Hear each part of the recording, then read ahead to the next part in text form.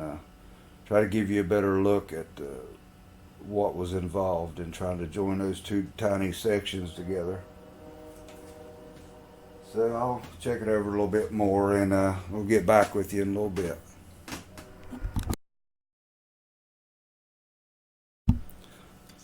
Also, if you want to go this route and use this, don't get the small tip.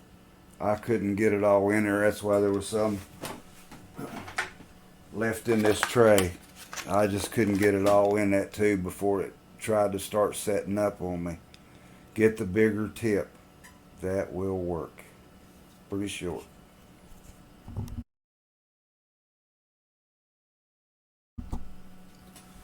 Okay, here's a picture I took of the latch. It's still in the box, installed in the glove box.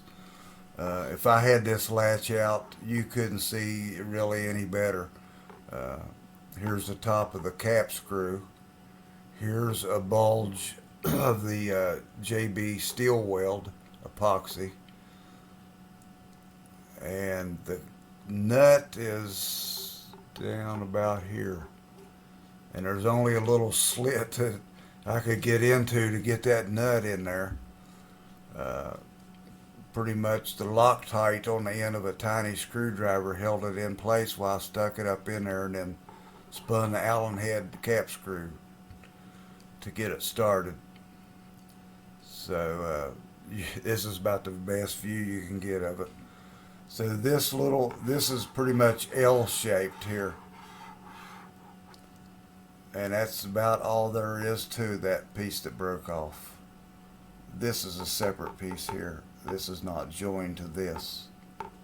That is not joined to that. And here's a little rubber tip that goes on here that triggers this lever that comes down a few inches, and then it's got that wire rod on it that goes over to the latch and triggers it. So this little plastic piece is part of the lock set. You can see the beige color on the cover of the lever or the latch to release from outside of the glove box. So when this flips over, this little plastic flips over, it disengages this from this. This won't move when you pull the latch, the lever to open the box. And then you flip it back, and then it re-engages it and operates. So I'll see what else I can gather up to maybe fill you in a little bit more on what's involved, what you have to buy. You can't buy just one cap screw and one nut. You had to buy 25 count of each. And it's a good thing, because the first nut I tried to put on went flying across the room, and I still haven't found it. I hope and pray it didn't go in my mixer. So pretty much had to have the Loctite on the end of a screwdriver to stick the nut on it. It kind of held it in place while I stuck it through a little slit down in here and got it to where I could spin the cap.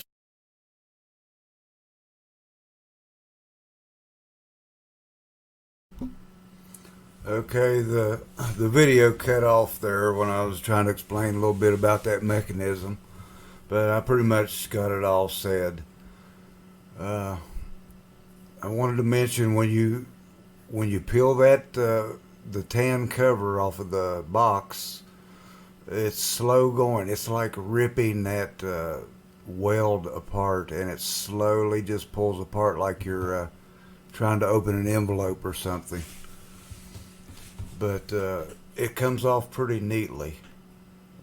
No big problems that I ran into. It took a little time, but if you've taken a laptop apart before, then you just take your time and try not to break any tabs or anything. But here's pretty much the total. Includes taxes and shipping. Of course, I had to overbuy everything and overused stuff like the JB Weld plastic bonder. And probably when you figured actual cost, it's probably half of that, maybe $35 or so, which is a wholly sight better than $150 to $400. And I may feel like splurging on a lock set since I got by so cheap on this. And I looked at a few places at salvage yards, and the glove boxes were pretty much horrible shape.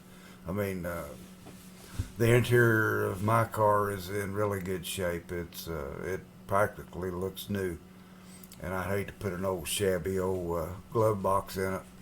So I think I got ahead pretty good on this, and I believe you could too. Just take your time and do it, and don't give a Honda the money. They don't even sell the latches because they didn't figure anybody would take it apart.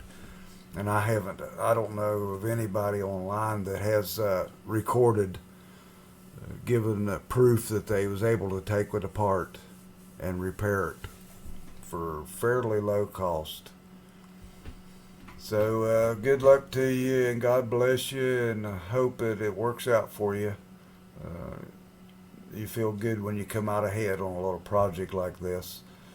So I try to, I think a fairly good bit about projects to record and things, but I just so pressed for time. But I like to get to some point. I've got my hands in a little bit of everything, music to engineering to mechanics of everything that moves. So I've got a lot of interests. So maybe we'll keep in touch. Let me know what you think, and I really appreciate you viewing. Take care. Bye bye.